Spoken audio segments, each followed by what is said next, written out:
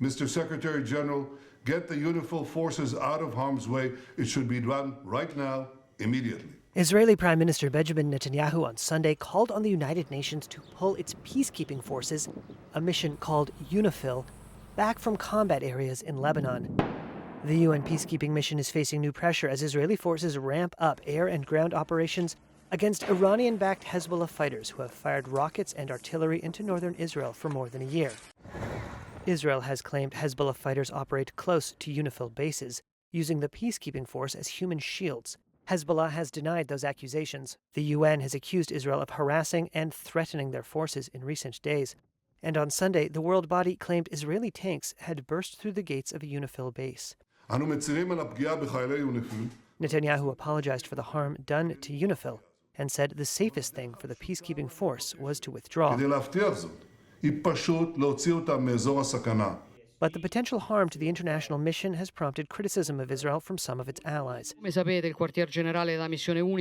an EU summit last week, Italian Prime Minister Giorgia Meloni said 2 bases housing Italian soldiers serving with UNIFIL were hit by Israeli fire. Italy has more than 1,000 troops in the 10,000-strong UNIFIL force, making it one of the biggest contributors of personnel. Her government said Meloni spoke to Netanyahu on Sunday, denouncing what she called the, quote, unacceptable Israeli attacks. She was not the only one in Rome to speak up for UNIFIL. Pope Francis, in his Sunday address, asked that the peacekeeping force of the United Nations be respected. Israeli forces are trying to push Hezbollah back from the border. In a video released on Sunday, Israeli Defense Minister Yoav Gallant toured villages the army said it had captured. And he vowed Hezbollah would not be allowed to return.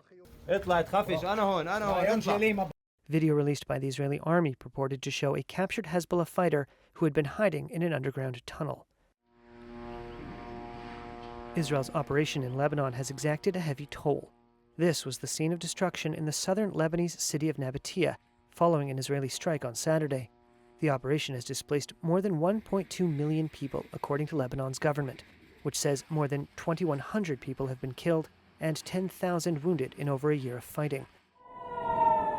Meanwhile, in Haifa, in northern Israel, air raid sirens early Sunday morning sent residents scurrying toward bomb shelters.